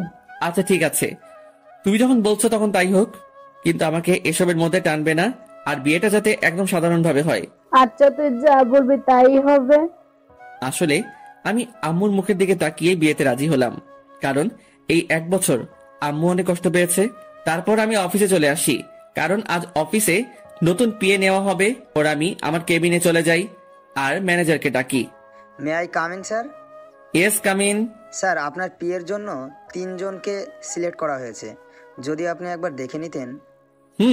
অবশ্যই দিন, আমি দেখতেছি। আমি ফাইলগুলো চেক করছিলাম, এমন সময় আমার চোখ আটকে গেল একটা ফাইলে। তাই আমি ম্যানেজারকে বললাম, ম্যানেজার সাহেব, এই মেয়েটাকে নিন, আর তার আগে কন্ট্রাক্ট পেপার সাইন করিয়ে নেবেন। Okay, I take leave now. Sure, you can. সেদিনকার মতো অফিসের সমস্ত কাজ শেষ করে বাসায় আসলাম, আর আসামাত্র আম্মু বলল, আমি একটা মেয়ে পছন্দ করছি, যদি তুই একবার দেখে নিতি। তার কোনো দরকার নেই, আর আমি বিয়েটা 1 মাস পরে করতে চাই। কিন্তু তুই। প্লিজ আম্মু, একটু বোঝার চেষ্টা করো। আচ্ছা ঠিক আছে। তারপর আমি আমার রুমে চলে আসলাম আর ফ্রেশ হয়ে ঘুমিয়ে পড়লাম। যদিও জানি ঘুম আসবে না, তবুও ঘুমানোর ব্যর্থ চেষ্টা করলাম, কারণ এখন রাতে আর ঘুম আসে না। যদিও আসে, তাও নিশির সাথে কাটানো মুহূর্তগুলো মনে হয় ভেঙে যায়। কোনোভাবে রাতটা পার করলাম। পরের দিন সকালে ঘুম থেকে উঠে ফ্রেশ হয়ে অফিসে চলে আসলাম। এসে দেখি আমার নিউ পিএ এখনো অফিস আসে নাই। তাই ম্যানেজারকে বলে আসলাম সে আসলে আমার সাথে দেখা করতে বলতে। তারপর আমি আমার কেবিনে চলে গেলাম। কিছুক্ষণ পরে কেউ আমার কেবিনের দরজা নক করলো, তাই আমি পেছন ফিরে বসলাম। May I come in sir? Yes, come in. আসলে স্যার, আমি আসার সময় জেমে আটকা পড়ে গেছিলাম, তাই আসতে লেট হইল। কিন্তু স্যার, আর কোনো দিন লেট হবে না। তাই বুঝি। এবার ওর দিকে ফিরে তাকালাম, আর সে আমাকে দেখে ভূত দেখার মতো চমকে উঠলো। মনে হয় সে আমাকে এখানে আশা করে নাই। আপনি এখানে? আমি। অন্য কারো থাকার কথা ছিল বুঝি, মিস নিশি? আপনাদের তো বলাই হয়নি আমার পিএ হলো নিশি। এটা তো আপনার অফিস না, তাহলে এখানে কেমন করে আসলেন? আপনার বোধহয় কোথাও ভুল হচ্ছে, কারণ এই অফিসের ওনার আমি। হয়তোবা হতে পারেন, তবে আমি এই অফিসে জব করতে পারবো না। কথাগুলো বলেই নিশি চলে যাচ্ছিল, তাই আমি ওকে থামিয়ে বলি, excuse me miss Nishi, without my permission আপনি যেতে পারবেন না। What the hell are you talking? আমি ঠিক কথাই বলছি। আর এইটা দেখুন, 2 বছরের আগে আপনি এই কোম্পানি ছাড়তে পারবেন না, আর যদিও ছাড়তে চান তাহলে আমার পারমিশন নিতে হবে। কিন্তু আমি এই মুহূর্তে আপনাকে পারমিশন দিচ্ছি না, সো আপনি এখন যেতে পারেন। প্রয়োজন পড়লে আমি আপনাকে ডেকে নিব। Okay sir. তারপর নিশি ওর কেবিনে চলে যায়। আমার আর ওর কেবিন প্রায় পাশাপাশি, তাই আমি ওকে দেখতে পাচ্ছিলাম। অন্যদিকে নিশি নিজের কেবিনে এসে ভাবে, কেন যে সেদিন সাইন করার আগে কন্ট্রাক্ট পেপারটা ভালোভাবে পড়ে নিলাম না, আর উনি কেন আবারও আমার সামনে আসলেন। ভালোই তো ছিলাম এই 1 বছর ওনাকে ছাড়া। এমন সময় নিশির ফোনে কল আসে, আর ফোনটা ধরা মাত্র নিশি কিছুটা বিচলিত হয়ে যায়। ফোনের ওপাশ থেকে কেউ কিছু হয়তো বলল। আমি বসে আমার কাজ করছিলাম, এমন সময় নিশি আমার কেবিনে আসে আর বলে, স্যার, একটা কথা বলার ছিল। বলেন। আসলে স্যার, আজকে আমায় একটু তাড়াতাড়ি ছুটি দিবেন প্লিজ। কেন, ছুটি কি করবেন? আসলে বাসায় একটু প্রয়োজনীয় কাজ আছে, তাই। কি প্রয়োজনীয় কাজ শুনি? আসলে স্যার, নিশি কিছু দোকাতে চাইছিল, আমার কারণে সে বলে উঠল, স্যার, আমার বাসায় আমার বাচ্চা অসুস্থ হয়ে গেছে, তাই আমার ছুটি প্রয়োজন। এখন ছুটি দেওয়া না দেওয়া সেটা আপনার ব্যাপার, কারণ আপনি এখানকার বস, আপনি চাইলেই সব করতে পারেন। নিশির মুখে বাচ্চার কথা শুনে আমার চারপাশটা কেমন যেন অন্ধকার হয়ে আসছিল। নিঃশ্বাস নিতেও কষ্ট হচ্ছিল, তবুও নিজেকে সামলে নিয়ে বললাম, ওকে, আপনি যেতে পারেন, তবে কাল থেকে সময় মতো অফিসে আসবেন। যদিও কথাগুলো বলতে কষ্ট হচ্ছিল। তারপর নিশি চলে গেল, আর আমি চেয়ারের সাথে হেলান দিয়ে ভাবতে লাগলাম যে নিশি একসময় আমাকে ছাড়া কিছু বুঝতো না, সে এখন নিজের বাচ্চা নিয়ে ব্যস্ত। তবে আমি কেন একা কষ্ট পাবো? নিশি যখন পেরেছে আমাকে ছেড়ে থাকতে। নিশি যদি আমাকে ছাড়া থাকতে পারে তবে আমি কেন পারবো না? এসব ছাইপাশ ভাবতে ভাবতেই বিকেল হয়ে যায়। তাই আমি আর বেশি না ভেবে অফিস থেকে বেরিয়ে পড়ি আর সোজা বাসায় চলে আসি। আমাকে এত তাড়াতাড়ি বাসায় ফিরতে দেখে আম্মু আমার কাছে আসে আর বলে, কিরে বাবা, আজ এত তাড়াতাড়ি বাসায় আসলি যে? শরীর ঠিক আছে তো? আম্মু, আমার কিছুই হয়নি। অফিসে মন বসছিল না, তাই তাড়াতাড়ি চলে আসলাম। ওহো, আচ্ছা তুই ফ্রেশ হয়ে আয়, আমি তোর খাবার রেডি করছি। আম্মু, আমার তোমাকে কিছু বলার আছে। আগে ফ্রেশ হয়ে আয়, তারপর। তাই আমি আর কোনো কথা না বাড়িয়ে ফ্রেশ হতে নিজের রুমে চলে যাই। তারপর ফ্রেশ হয়ে নিচে এসে দেখি আম্মু খাবার নিয়ে আমার জন্য অপেক্ষা করছে। তাই আমি গিয়ে বসে পড়ি আর আম্মুকে বলি, আম্মু, তুমি পরশুদিন বিয়ের কথা বলছিলে না? আমি রাজি, তবে বিয়েটা 1 সপ্তাহের মধ্যে হওয়া চাই। এটা তো খুশির খবর, তবে 1 সপ্তাহের মধ্যে বিয়েটা কিভাবে দিব বল? আমি এত কিছু শুনতে চাই না, আমি যেটা বলেছি সেটাই হবে। আচ্ছা, তুই যখন চাচ্ছিস তখন তাই হবে। তারপর আমি খাওয়া দাওয়া করে নিজের রুমে চলে আসি। আর আজ কেন জানি কষ্টটা একটু বেশি মনে হচ্ছে। হয়তো এই কষ্টটা নিশির জন্যই হচ্ছে, কিন্তু এখন আর কিছুই করার নেই, কারণ নিশি তার পরিবার নিয়ে ব্যস্ত আছে। না, আর কষ্ট পেলে চলবে না। তারপর কখন যে ঘুমিয়ে পড়েছি বুঝতেই পারি নাই। পরের দিন সকালে রেডি হয়ে খাবার টেবিলে বসেছিলাম, এমন সময় আম্মু এসে বলল, আমি মেয়ের বাবার সাথে কথা বলছি, তারা বলছে তাদের কোনো সমস্যা নেই, তবে তুই যদি একবার মেয়ের সাথে দেখা করে নিতি তাহলে। দেখো আম্মু, আমি তোমায় আগেও বলেছি যে এই বিয়েটা আমি শুধু তোমার কথাই করছি, তাই আমাকে আর এর মধ্যে জড়িও না। আচ্ছা ঠিক আছে, তাহলে আজ থেকে বিয়ের অ্যারেঞ্জমেন্ট শুরু করতে হবে, কারণ হাতে তো বেশি সময় নেই। তোমরা যা বুঝো তাই করো। আমি এখন অফিসে গেলাম। তারপর আমি অফিসে চলে আসি। অফিসে আসা মাত্র সবাই আমাকে কংগ্রেস জানাতে থাকে। মনে হয় আম্মুই বিয়ের ব্যাপারে সবাইকে জানিয়েছে। তাই আমি আর কিছু না ভেবে নিজের কেবিনে চলে আসি। আর এদিকে অফিসে সবাই মিষ্টি খাচ্ছে আমার বিয়ে উপলক্ষে। এমন সময় নিশি অফিসে আসে আর আমার এক স্টাফ নিশিকে মিষ্টি খাওয়াই দেয়। তাই নিশি বলে, আরে আগে বলবে তো এটা কিসের মিষ্টি? আমাদের স্যারের বিয়ে ঠিক হয়েছে, তাই আমার বিয়েটা সামনের সপ্তাহে হবে। আমার বিয়ের কথা শুনে নিশির পুরো পৃথিবীটাই যেন উল্টে যায়। তার ইচ্ছা করছিল কান্না করতে, কিন্তু সবার সামনে সে কান্না করতে পারছিল না। তাই সে বলল, এ তো খুশির খবর। এ কি নিশি, তুমি কান্না করছো নাকি? তোমার চোখে পানি কেন? কই, কান্না করব কেন? আসলে চোখে কি যেন পড়েছে।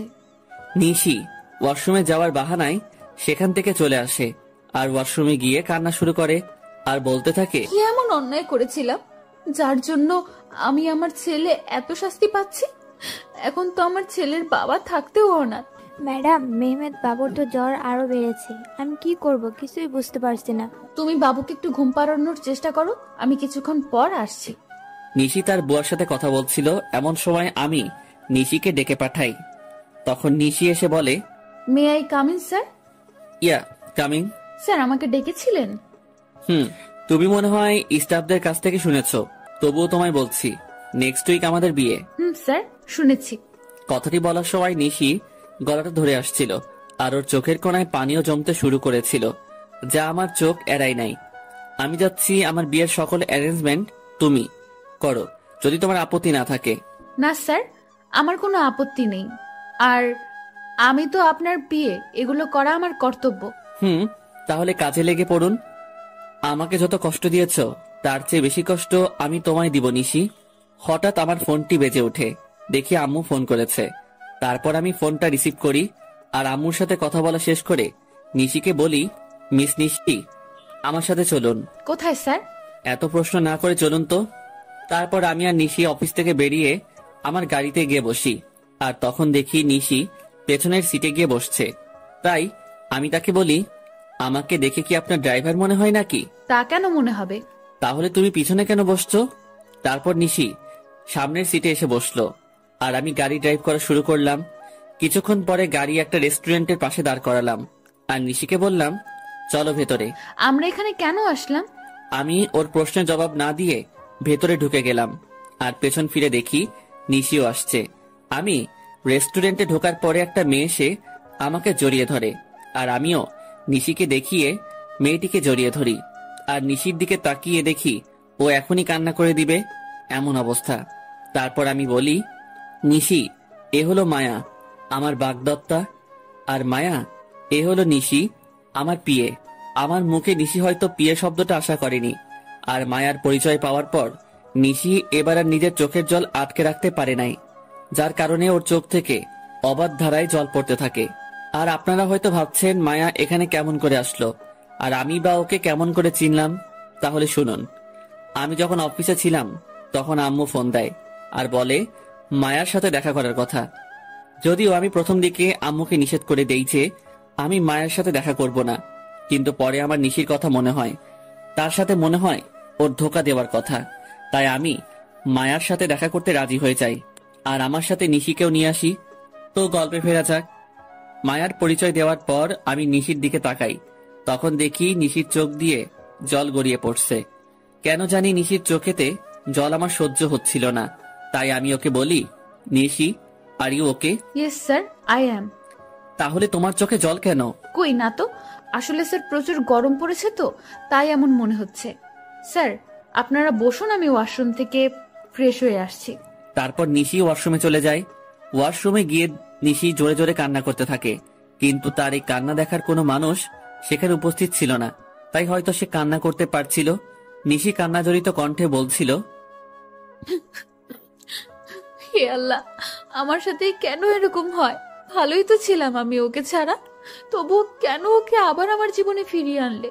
যখন আনলে তাহলে কেন অন্য কারো হয়ে যাচ্ছে?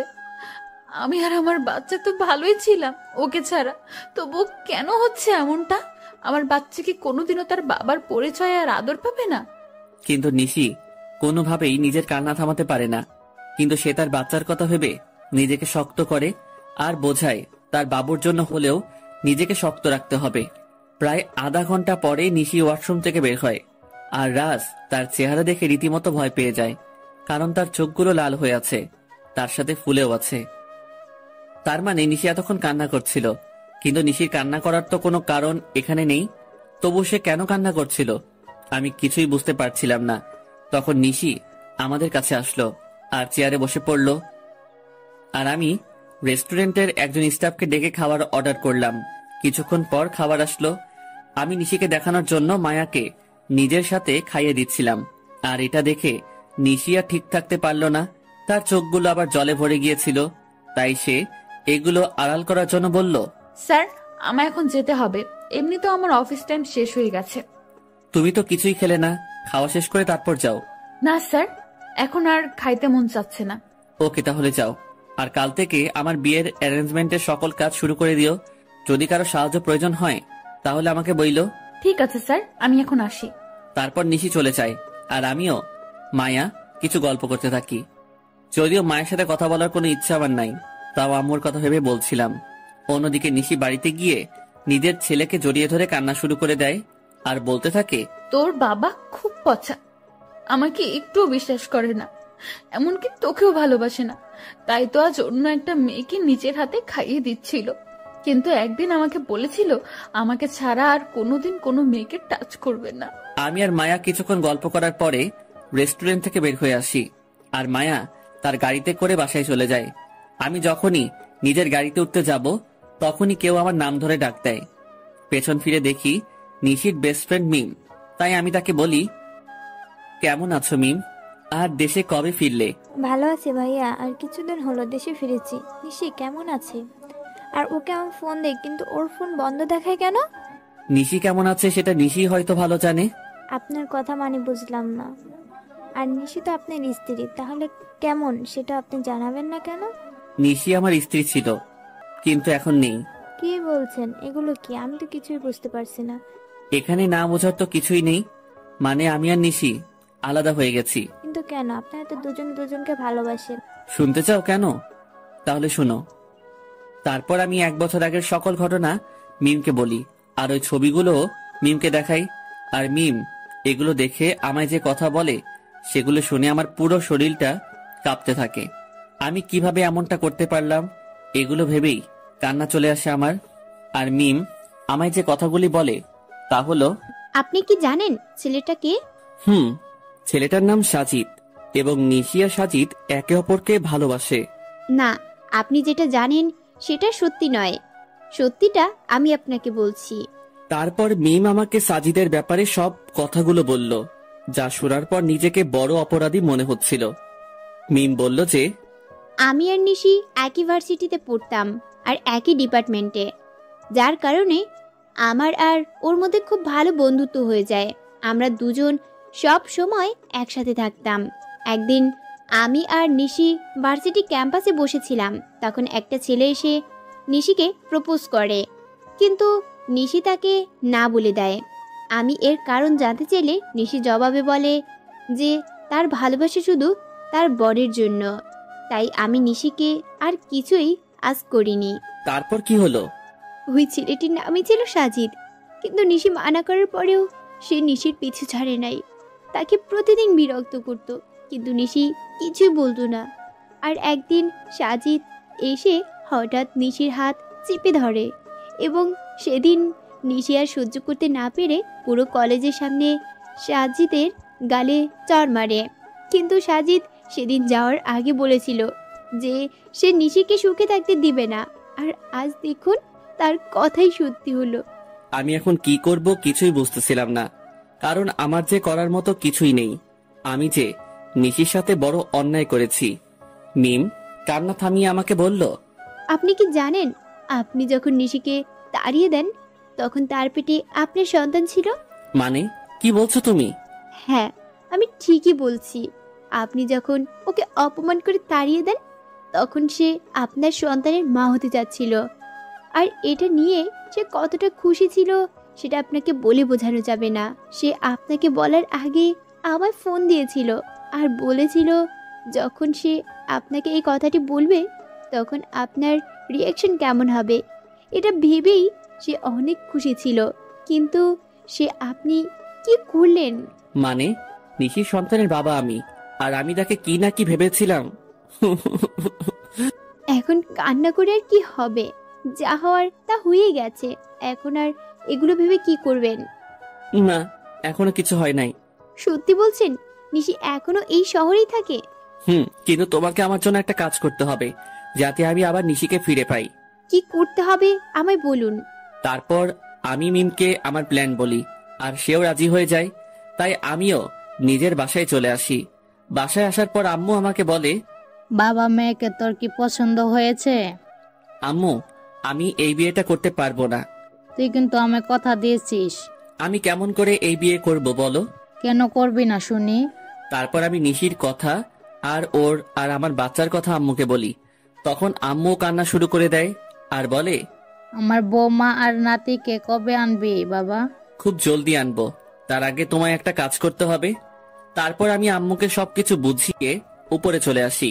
আমি রুমে এসে ভাবতে লাগি কিভাবে কি করব। রুমে এসে নানান চিন্তা আমার মাথায় ঘুরপাক খায়, বিশেষ করে নিশির কথা। সে কি আমায় ক্ষমা করবে নাকি করবে না? তখন আমার সাজিদের কথা মাথায় আসে। কেন সাজিদ এমনটা করলো সেটা তো আমার জানা দরকার। তাই আমি আমার ফ্রেন্ডদেরকে ফোন দেই আর বলি এখনই আমার সাথে দেখা করতে, আর আমিও বেরিয়ে পড়ি। কিরে, এত জলদি দেখা করতে বললি কেন? সমস্যা হয়েছে নাকি? বলছি। তার আগে রবি আর মিজানকে আসতে দে। কিছুক্ষণ পরে রবি আর মিজান চলে আসে, আর আমি ওদেরকে মিমের বলা সকল কথা ওদের খুলে বলি। সব শোনার পরে ওরা বলে, ভাবিকে রাজি করতে পারবি বলে মনে হয় না। হয়তোবা, কিন্তু হাল ছাড়লে তো চলবে না। আর শোন, তোদের একটা কাজ করতে হবে। কি কাজ বল? সাজিদকে যেভাবেই হোক তোদের খুঁজে বার করতে হবে। আর এই নে সাজিদের ছবি। ওকে, তোর কাজ হয়ে যাবে। ভাবিকে কি করে ম্যানেজ করবি? ঠিক বলেছিস, কিছু তো একটা করতেই হবে। আচ্ছা তোরা এখন থাক, আমি এক জায়গা থেকে আসছি। ওদের থেকে বিদায় নিয়ে আমি সোজা অফিসে চলে আসি। অবশ্য অফিসে আসার মূল উদ্দেশ্য হলো নিশির বাড়ির ঠিকানাটা নেওয়া, কারণ আমি ওর বাসার ঠিকানা জানি না। অফিসে আসার পরে আমি ম্যানেজারকে ফোন দেই আর অফিসে আসতে বলি। কিছুক্ষণ পরে ম্যানেজার অফিসে আসে আর বলে, স্যার কোনো দরকারি কাজ আছে নাকি? না, তেমন কিছু দরকারি কাজ না, আমি শুধু নিশির বাসার ঠিকানা নেওয়ার জন্যই অফিসে এসেছি। ওকে স্যার, একটু ওয়েট করেন, আমি নিয়ে আসছি। তারপর ম্যানেজার আমাকে নিশির ঠিকানাটা দেয় আর আমি সেটা নিয়ে বেরিয়ে পড়ি। প্রায় আধা ঘন্টা ড্রাইভ করার পরে আমি নিশির বাসায় পৌঁছাই। দেন আমি ওর বাসার কলিং বেলে চাপ দেই। কিছুক্ষণ পরে নিশি এসে দরজা খুলে দেয়, আর আমি নিশিকে দেখেই হেসে ফেলি, কারণ সে সারা গায়ে ময়দা মেখে আছে। তখন নিশি বলে, ওই আপনি পাগলের মতো হাসছেন কেন? আর এখানে বা কি করছেন? বারে, নিজের বউয়ের বাসায় আসতে আবার কারো পারমিশন লাগে নাকি? মানে কি আপনার বউ? আর এসব কি বলছেন? আমার সামনে যে দাঁড়িয়ে আছে সেই আমার বউ, বুঝেছেন? আর দেখি সাইড দেন, আমি ভেতরে ঢুকবো। হাইসে, আমি কারো বউ? আর 1 বছর আগেই আমার ডিভোর্স হয়ে গেছে। তো কি হয়েছে? আমি আবার বিয়ে করব। কি বলছেন কি আপনি? আমি এর কথার জবাবটা দিয়ে বাচ্চার দিকে এগোতে থাকি। আর যখনই আমি বাচ্চাটিকে স্পর্শ করতে যাব, তখনই নিশি আমাকে ধাক্কা দেয় আর বলে ওঠে, একদম আমার বাচ্চার ধারে কাছে আসার চেষ্টা করবেন না, তাহলে কিন্তু আমার চেয়ে খারাপ আর কেউ হবে না। ও কি শুধুই তোমার বাচ্চা? ও শুধু আমার আর কারো না, তাই আপনি ওকে ছোঁয়ার চেষ্টাও করবেন না। প্লিজ নিশি, আমার বাচ্চাকে একটু কোলে নিতে দাও। আপনার বাচ্চা? হাসাইলেন মিস্টার রাজ। ও শুধু আমার বাবু, আর আমি ওর মা, এবং আমি ওর বাবা। নিশি প্লিজ। না, আমি ওকে কোনো অপরিচিত লোকের কাছে যেতে দেব না। তুমি কাকে অপরিচিত বলছো নিশি? তুমি জানো না আমি ওর কে হই? না, জানি না, আর জানতেও চাই না। তাই ভালোই ভালোই বলছি, এখান থেকে চলে যান, নয়তো আমার থেকে খারাপ আর কেউ হবে না। তুমি মানো নাকি না মানো, আমি ওর বাবা, আর এটাই সত্যি। বাবা? তাই না? এই বাবার অর্থটার মানে আপনি জানেন? যে নিজের স্ত্রীকে বিলিভ না করে অন্য লোকের কথা শুনে নিজের অন্তঃসত্ত্বা স্ত্রীকে বাড়ি থেকে বের করে দেয়, তার কোনো বাবা হওয়ার যোগ্যতা নেই, বুঝছেন আপনি? নিশি, আমি মানছি আমি ভুল করেছি, তাই বলে কি তুমি আমাকে আমার বাচ্চার থেকে আলাদা করে দেবে? আপনি আর একবার ওকে নিজের বাচ্চা বলবেন না। এই 1 বছর আমি ওর বাবা মা দুটোই ছিলাম, আর ভবিষ্যতেও থাকতে পারবো। প্লিজ নিশি, আমাকে ক্ষমা করে দাও। এরকম ভুল আমি আর কোনো দিন করব না। এই বলে আমি ওকে নিজের বুকের মাঝে টেনে নেই। নিশি কিছুক্ষণ আমার বুকের মাঝে থেকে পরক্ষণে নিজেকে ছাড়িয়ে নেয় আর বলে, ও বুঝেছি, আপনি কেন এখানে এসেছেন। আপনি আমার শরীরটা ভোগ করতে চান, এই তো? এর আগেও একবার করেছিলেন, তাই না? ওকে, আমি নিজেই আমার সব বিলিয়ে দিচ্ছি, তবুও আপনি আমার আর আমার সন্তানের মাঝখানে আসবেন না। বলেই নিজের শাড়ির আঁচল নিচে ফেলে দিল আর বলল, নিন, শুরু করুন। আমি এবার নিজের রাগকে কন্ট্রোল করতে না পেরে নিশির গালে জোরে একটা চড় মারি আর বলি, তুমি এমনটা ভাবলে কি করে নিশি? তুমি আজ পর্যন্ত এই চিনলে? ঠিক আছে, তুমি যখন বলছো তবে আমি তোমাদের জীবন থেকে অনেক দূরে চলে যাব। তার আগে প্লিজ একবার আমার ছেলেকে আমার কোলে দাও। নিশি কিছুক্ষণ কি যেন একটা ভাবলো, তারপর বলল, শুধু একবার, তার বেশি না। তারপর আমি আমার ছেলেকে কোলে তুলে নিলাম, আর ওকে কোলে নেওয়ার পর যেন মনে হলো পুরো পৃথিবীর সুখ আমার কোলের মাঝে আবদ্ধ হয়েছে। কিন্তু এটা বেশি সময় স্থায়ী হলো না। নিশি আমার কোল থেকে বাচ্চাকে কেড়ে নিয়ে বলল, এবার যান, আর কোনোদিন এখানে আসবেন না। আমি কিছু বললাম না, শুধু বললাম নিজেরও বাবুর খেয়াল রেখো। তারপর সেখান থেকে চলে আসলাম। নিশির বাসা থেকে বের হয়ে রাস্তায় আসলাম আর ভাবতে লাগলাম, নিশি আমাকে এতটুকু বিশ্বাস করে না। ও কেমন করে ভাবতে পারলো যে আমি ওর শরীরকে? না, নিশির সামনে আমি আর কোনোদিন যাব না। নিশিও তো এটাই চাই। তবে তাই হোক। এমন সময় রবির ফোন আসে আরো বলে, কিরে রাজ, কোথায় আছিস তুই? সেই কখন থেকে ফোন দিয়ে যাচ্ছি। তুই আমার অফিসে এখনই আয়, আর সাথে করে একজন উকিলকেও নিয়ে আসিস। আমি না হয় আসবো, তবে উকিলকে কেন নিয়ে আসবো তাই তো বলবি। এত কথা না বলে তোকে যা বলছি তুই তাই কর। এই বলে আমি ফোন কেটে দেই আর নিজের অফিসে চলে আসি। কিছুক্ষণ পরে রবি আর উকিল আসে। তখন আমি বলি, উকিল সাহেব, আমি একটা উইল করতে চাই। বলুন, কিসের উইল করবেন? আমি এই কোম্পানির অর্ধেক আমার ছেলে আর বাকি অর্ধেক আমার স্ত্রীর নামে করে দিতে চাই, আর সেটা আজ রাতের মধ্যেই। কি বলছিস কি এসব? তোর মাথা ঠিক আছে তো? আমি ঠিক বলছি, আর আমার মাথাও ঠিক আছে। যেহেতু আমার আব্বুর আলাদা কোম্পানি আছে, তাই কোনো প্রবলেম নাই। ওকে, আপনি যখন বলছেন তখন তাই হোক। তারপর উকিল সাহেব সকল ফর্মালিটি পূরণ করে দেয়, আর আমি ম্যানেজারকে ফোন করে বলে দেই যে নিশি এখন থেকে এই কোম্পানির মালিক। তারপর আমি রবিকে বলি, রবি, আমার জন্য যত তাড়াতাড়ি পারিস একটা লন্ডনের ফ্লাইটের টিকিট বুক করে দে, আর সেটা আজ রাতের মধ্যে হলেই ভালো হয়। মানে তুই লন্ডনের টিকিট কি করবি? আমি এই দেশে আর থাকবো না, তাই লন্ডনে যাব। কিন্তু? কোনো কিন্তু নয়। আর হ্যাঁ, কেউ যেন জানতে না পারে আমি কোথায় আছি। তুই কাউকে বলবি না, এটা আমার কসম। ঠিক আছে। তারপর রবি একটা টিকিটের ব্যবস্থা করে দেয়, আর আমাকে এয়ারপোর্টে থুতেও যায়। আর বলে, ওখানে পৌঁছে আমাকে ফোন দিবি, আর আমার সাথে যোগাযোগ বন্ধ করবি না কিন্তু। করব। কিছুক্ষণ পরে আমার ফ্লাইট, তাই আমি প্লেনে গিয়ে বসি, আর প্লেনও টেক অফ করে। যেহেতু আমি লন্ডন থেকে লেখাপড়া শেষ করেছি, তাই এখানে আমার অনেক ফ্রেন্ডই আছে। তাই আমি সেখানে পৌঁছে আমার এক ফ্রেন্ডকে কল দেই, আর সে আমাকে এয়ারপোর্ট থেকে পিক করে নিয়ে যায়। আমার ফ্রেন্ডের লন্ডনে একটা কোম্পানি আছে, তাই সে আমাকে সেখানে কাজ দেয়। আমি লন্ডনে এসেছি 2 দিন হলো। এর মধ্যে শুধু রবির সাথে কথা হয়েছে। অন্যদিকে নিশি প্রায় 2 দিন হলো অফিসে যায় না, আর সে একদিন বিকেলে তার ছেলেকে নিয়ে বাইরে ঘুরতে বের হয়, আর তখনই তার মিমের সাথে দেখা হয়। আর মিম নিশিকে দেখা মাত্র জড়িয়ে ধরে আর কান্না শুরু করে দেয়। এভাবে কিছুক্ষণ দুজন কান্না করতে থাকে। তারপর মিম নিশির কোলে বাবু দেখে বলে, এটাই বুঝি আমার পুস্কু? রে, দেখতে তো একেবারে ওর বাবার মতো হয়েছে। প্লিজ মিম, ওর নামটা আর বলবি না। কেন রে? তুই কিছুই জানিস না ও আমার সাথে কি করেছে। আমি সব জানি, রাজ ভাই আমাকে সব বলেছে। তারপর মিম নিশিকে সব সেদিনকার কথা সব খুলে বলে, আর কথাগুলো শুনে নিশিও কান্না শুরু করে দেয় আর বলে, আমি কিভাবে পারলাম ওর সাথে খারাপ ব্যবহার করতে? তাহলে কি সেদিন ও এই কথাই বলতে এসেছিল? তুই কি বলছিস? আমি কিছুই বুঝতে পারছি না। কাইন্ডলি একটু পরিষ্কার করে বলবি যে কার সাথে খারাপ ব্যবহার করেছিস? বলছি। তারপর নিশি সেদিন ঘটে যাওয়া ওর আর রাজের সকল ঘটনাগুলো বলে। সব কথা শোনার পরে মিম বলে, যা হওয়ার হয়ে গেছে, তুই কালকে গিয়েই রাজ ভাইয়ার কাছে মাপ চাইবি। ও কি আমায় মাফ করবে? অবশ্যই করবে। আর এখন বাড়িতে যা, কাল দেখা হচ্ছে।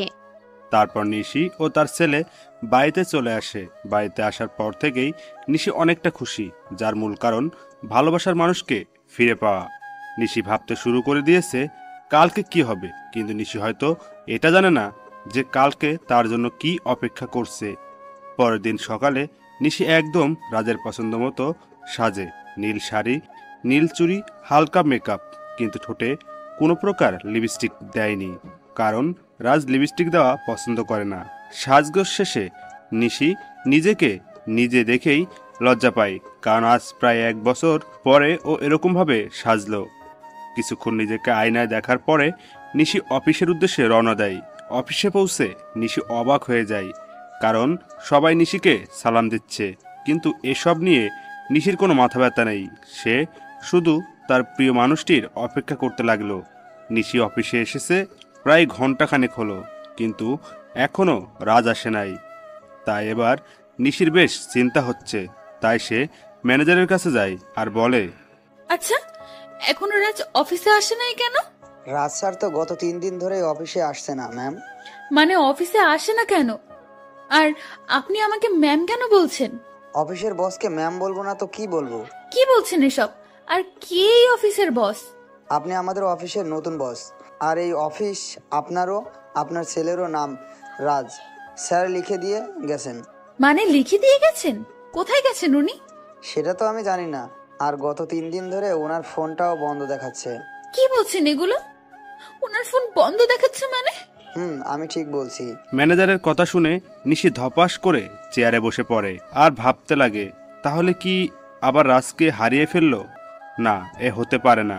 আমি রাজকে কিছুতেই হারাতে দিব না। তারপর নিশি অফিস থেকে বের হয়ে যায় আর ওর বাসায় চলে যায়। বাসায় গিয়ে নিজের ছেলেকে নিয়ে রাজের বাসায় চলে আসে। আর যেহেতু রাজের মা জানে যে নিশি আর রাজের একটা ছেলে আছে, তাই তিনি নিশিকে দেখা মাত্র কাছে টেনে নেয় আর বলে, কোথায় ছিলি মা? এতদিন আমাদের কথা কি একবারও মনে পড়েনি? মনে তো অনেক পড়েছে, কিন্তু আসার অধিকারটা ছিল না। হয়েছে, আর বলতে হবে না। আর এটা কি আমার দাদু ভাই? আম্মু। তারপর সবাই মেহমুদকে নিয়ে ব্যস্ত হয়ে পড়ে। কিছুক্ষণ পর নিশি বলে, আম্মু, তোমার ছেলেটা কই গো? আমাকে অনেক জ্বালিয়েছে, আজ তার বদলা নিব। মানে রাজ তোর সাথে আসে নাই? সে তো বলেছিল তোকে নিয়ে বাসায় আসবে, তাই আমি ওকে কোনো ফোন দেই নাই। ও 3 দিন ধরে আমার সাথে দেখাই করে নাই, আর অফিসেও যায় নাই, তাই আমি মনে করলাম যে ও বাসায়ই আছে। এখন রাজের আম্মুও কান্না করছে। তারা সবাই ভাবছে যে রাজ কোথায় গেল। অন্যদিকে রাজ লন্ডনে গিয়ে তার বন্ধুর বাসায় উঠেছে, আর আজ তার অফিসের প্রথম দিন, তাই সে অফিসের জন্য তৈরি হয়ে বের হয়ে আসে। তারপর রাজ আর ইব্রাহিম, রাজের বন্ধু, অফিসের উদ্দেশ্যে রওনা দেয়। অফিসে পৌঁছে রাজ অবাক না হয়ে পারল না। আরে রাজ, কেমন আছো তুমি? আলহামদুলিল্লাহ ভালোই আছি। তুমি কেমন আছো? ভালো ছিলাম না, কিন্তু এখন থাকবো। মানে তুমি কি বললে বুঝতে পারলাম না। আমি বললাম যে আমিও ভালো আছি। তা আঙ্কেল আন্টি কেমন আছে? তারাও ভালোই আছে, যদিও আমি জানি না যে তারা কেমন আছে। তা কি মনে করে তোমাদের কোম্পানি ছেড়ে এখানে জয়েন করলে? এমনি গো, তেমন কিছু না। ওকে রাজ, তোমার সাথে পরে কথা হবে। এখন একটা মিটিং আছে, তাই যেতে হবে। বাই। এখন আপনারা হয়তো ভাবছেন নীলাকে আর আমি বা নীলাকে কেমন করে চিনি, তাই তো? তাহলে শুনুন, নীলা, আমি আর ইব্রাহিম একই সাথে পড়তাম, তাই আমি আর ওকে চিনি। আর আমি নীলাকে সবসময় নিজের বন্ধুই ভাবতাম, কিন্তু একদিন নীলা আমাকে এসে প্রপোজ করে, কিন্তু আমি এসব পছন্দ করতাম না, তাই আমি ওকে নিষেধ করে দেই। কিন্তু নীলা আমায় প্রতিদিন প্রপোজ করতে থাকে, তাই আমি তাকে বলে নেক্সট টাইম যদি সে আমায় প্রপোজ করে তাহলে আমি ওর সাথে আর বন্ধুত্ব রাখতে পারবো না। তাই সেদিনের পর থেকে নীলা আমায় আর প্রপোজ করে নাই। এর মধ্যে আমার লেখাপড়া শেষ হয়ে যায়, তারপর আমি দেশে ফিরে আসি। আর বাকিটুকু তো আপনারা জানেন। নীলা যাওয়ার পরে আমি ইব্রাহিমকে বলি, কি রে, এটা তো তোর কোম্পানি, তাহলে নীলা এখন কার বস কিভাবে? এটা আমার কোম্পানি, কিন্তু এর মালিক আমরা দুজন, আমি আর নীলা। তো তুই আমাকে আগে বলতে পারলি না যে এখানে নীলাও আছে? তাহলে আসতি না, তাই তো? এর জন্যই তো নীলার কথা আমি তোকে আগে বলিনি। বেশ করেছিস। এখন এখান থেকে দূর হ, আমার কাজ আছে। তারপর আমি কাজ করতে শুরু করলাম। বিকেলের আগে আমার সব কাজ শেষ হয়ে যায়, তাই আমি একটু অফিসে চারপাশটা ভালো করে ঘুরে দেখছিলাম। তখন পেছন থেকে কেউ আমার কাঁধে হাত রাখে। আমি তখন পেছনে ফিরে দেখি নীলা দাঁড়িয়ে আছে। এখানে দাঁড়িয়ে কি করছো রাজ? কিছু না, শুধু চারপাশে প্রকৃতি দেখছিলাম। ও চলো, আজ আমি আর তুমি একসাথে ডিনার করব। তা কি করে হয় বলো? সব হয়। কিছুক্ষণ পরে নীলা গাড়ি একটা রেস্টুরেন্টের সামনে দাঁড় করায়, আর আমরা সেখানে ডিনার শেষ করি। ডিনার করার সময় আমাদের অনেক কথাই হয়। তারপর নীলাই আমাকে বাড়িতে পৌঁছে দেয়। বাড়িতে আসার পরে আমি সোজা ওয়াশরুমে চলে যাই, আর কিছুক্ষণ পরে ফ্রেশ হয়ে বেরিয়ে আসি। আর তখনই আমার রবির কথা মনে হয়। আজ সারাদিন ওকে একবারও ফোন দেওয়া হয়নি, তাই আমি দেরি না করেই ওকে ফোন দেই। আর ফোন ধরার পর রবি বলে, কেমন আছিস ভাই? এই তো ভালোই আছি, তুই কেমন আছিস? আমিও ভালো আছি। আমার বাড়ির সবাই কেমন আছে? কেউ ভালো নেই, তুই যাবার পরে সবাই কেমন যেন হয়ে গেছে। আর আন্টি তোর জন্য প্রায় পাগল হয়ে গেছে। তুই ফিরে আয় ভাই। সময় হলেই আমি ফিরে আসবো। আর নিশি আর আমার বাবু কেমন আছে রে? নিশি তো বাদ দে নিশির কথা, তুই ভালো থাকিস আর আমার পরিবারকেও দেখে রাখিস। এই কথাগুলো বলেই আমি ফোনটা কেটে দেই। সে রাতে আমার আর ঘুম আসলো না। পরের দিন থেকে আমি আবার নতুন জীবন শুরু করার ব্যর্থ চেষ্টা করি। সকালে ফ্রেশ হয়ে ইব্রাহিমের সাথে অফিসে চলে যাই। আর অফিসে পৌঁছে নীলা বলে, রাজ কেমন আছো? এই তো ভালো, তুমি কেমন আছো নীলা? আমিও ভালো আছি। কাজের চাপ বেশি দেয়নি তো তোমায়? আরে না, এতটুকু কাজ করার অভ্যাস আমার আছে। ও আচ্ছা, তোমার কাজ শেষ হলে আমি আর তুমি এক জায়গায় যাব, কেমন? সেটা না হয় যাবো, কিন্তু যাবেটা কোথায়? সেটা গেলেই দেখতে পারবে। আমিও আর বেশি না ভেবে কাজে মন দিলাম। আর কাজ করতে করতে কখন বিকেল হয়ে গেছে জানতেই পারি নাই। তখন হঠাৎ নীলা এসে বলল, কি গো, তোমার হলো? আর একটু আছে, তুমি দাঁড়াও। আমি আর দাঁড়াতে পারছি না, তুমি আমার সাথে চলো, আমি এই কাজটা অন্য কাউকে দিচ্ছি। বলে নীলা আমার কাজটা একজনকে দিয়ে আমাকে জোর করে বাইরে নিয়ে আসে। আমাকে বাইরে নিয়ে আসার পর নীলা বলে, তুমি গাড়িতে বসো, আমি আসছি। তারপর নীলা আমার অফিসের মধ্যে চলে যায়, আর আমি গাড়িতে উঠে বসি। কিছুক্ষণ পরে নীলা বের হয়ে আসে আর গাড়িতে উঠে গাড়ি ড্রাইভ করে। কিছুক্ষণ ড্রাইভ করার পরে আমরা একটা বড় বাড়ির সামনে এসে দাঁড়াই। আর নীলা বলে, রাজ চলো। এটা আমায় কোথায় নিয়ে এলে? ভেতরে গেলেই দেখতে পারবে। তারপর আমি নীলার পিছু পিছু ভেতরে যাই। আর ভেতরে গিয়ে আমি অবাক হয়ে যাই, কারণ ভেতরে নীলার বাবা বসা ছিল। তার মানে এটা নীলাদের বাড়ি। তখন আমি বললাম, কেমন আছেন আঙ্কেল? ভালো বাবা, তুমি কেমন আছো? জি আঙ্কেল, আমিও ভালো আছি। তারপর আরো অনেক কথা বললাম, আর খাওয়া দাওয়াও ওখানেই করলাম। নীলা রাতে আমাকে ইব্রাহিমের বাসায় থুয়ে যায়, তাই আমিও ফ্রেশ হয়ে ঘুমিয়ে পড়ি। এভাবেই 5টা বছর পার হয়ে যায়। আর এই 5 বছরে নিশির জন্য আমার ভালোবাসায় এতটুকু কমে নাই, বরং বেড়েছে। তো প্রতিদিনের মতো আজ অফিসে গেলাম। আর অফিসে পৌঁছানোর পর নীলা আমার কাছে এসে বলল, শোনো রাজ, আমরা আগামীকাল বাংলাদেশে যাব। সেখানে একটা মিটিং আছে, আর আমার সাথে তুমিও যাবে। তাই তোমার যা যা প্রয়োজনীয় তুমি আজ বাসায় গিয়ে প্যাকিং করে নাও, আর কাল সকালে আমাদের ফ্লাইট। ওকে ঠিক আছে। কেন জানি আমি ওকে মানা করতে পারলাম না, হয়তো অনেকদিন পর দেশে ফিরবো, এর জন্যই সেদিনকার মতো অফিস করে বাসায় চলে আসলাম। তারপর আমি আমার কিছু জিনিস প্যাকিং করে রাখলাম। পরের দিন সকালেই আমি আর নীলা বাংলাদেশে চলে আসলাম, আর আমি ওখানকার যে কোম্পানির সাথে মিটিং হবে সেখানে গেলাম। আমি সেখানে গিয়ে আরো বেশি অবাক হয়ে যাই, কারণ এটা আর কারো না, আমার বাবার কোম্পানি, যার সাথে আমাদের মিটিং হবে। আমি কি করব তাই ভেবে পাচ্ছিলাম না। একবার মনে করলাম যে মিটিংটা অ্যাটেন্ড করব না, কিন্তু পরক্ষণে কি যেন হলো। আমি মিটিং প্লেসে চলে গেলাম। সেখানে গিয়ে আমি দেখি আমার বাবা একটা চেয়ারে বসা আছে, আর তার চেহারাটা কেমন যেন শুকিয়ে গেছে। তো আমি সেখানে গিয়ে সবার সাথে মত বিনিময় করলাম। আর আমি যখনই বাবার কাছে গেলাম, তখন বাবা আমাকে দেখা মাত্র জড়িয়ে ধরলো আর বলল, কোথায় ছিলি বাবা এতদিন? আমাদের কথা কি তোর একটুকু মনে পড়ে নাই? বাবা, অনেক মনে পড়েছে, কিন্তু আমি যে অপারগ ছিলাম। এখন আমার সাথে তুই বাসায় যাবি, তোকে দেখলে তোর আম্মু অনেক খুশি হবে। আব্বু, আমি যাব। তার আগে এই মিটিংটা শেষ করে নেই। সত্যি বলছিস তো? সত্যি। এতক্ষণ সবাই আমাদের দিকে তাকিয়েছিল আর বোঝার চেষ্টা করছিল যে কি হচ্ছে এগুলো। এমনি নীলাও অবাক হয়ে গিয়েছে, কারণ সেও আমার বাবাকে চিনে না। তাই সে আমার কাছে এসে বলল, তুমি বিজনেসম্যান নাজমুল সাহেবের ছেলে? তুমি এত বড় বিজনেসম্যানের ছেলে হয়ে আমাদের কোম্পানিতে একজন সাধারণ স্টাফ হয়ে কাজ কেন করছিলে? এর একটা কারণ আছে যেটা তুমি জানো না। কি কারণ আছে রাজ? মিটিং শেষ হোক, তারপর না হয় বলি। ওকে, ঠিক আছে। নীলার অবাক হওয়াই স্বাভাবিক, কারণ এই 5 বছরে আমি নীলাকে একবারের জন্য আমার আসল পরিচয়টা বলি নাই। যদিও সে জানতো আমাদের একটা কোম্পানি আছে। তারপর আমরা মিটিং শেষ করে বাহির হইলাম, আর তখনই আমার চোখ গেল একটা বাচ্চার উপর। বয়স আর কত হবে, 5-6 বছর হয়তো, কিন্তু ওকে দেখে মনে হচ্ছে কতদিনের না চেনা। তাই আমি ওর কাছে যাই আর বলি, বাবা তোমার নাম কি? কিন্তু ছেলেটা আমাকে অবাক করে দিয়ে পাপা বলে, আমায় জড়ায় ধরে। কে তোমার পাপা? তুমি তো আমার পাপ্পা, আমার মামনি বলেছে। আর জানো পাপ্পা, তোমার জন্য আমার মামনি প্রতিদিন কান্না করে। কে তোমার মামনি বাবা? তখন ছেলেটি হাত দিয়ে একজনকে দেখিয়ে দেয়, আর সেটা আর কেউ না, সেটা হলো নিশি। মানে ছেলেটি আমার আর নিশি সন্তান।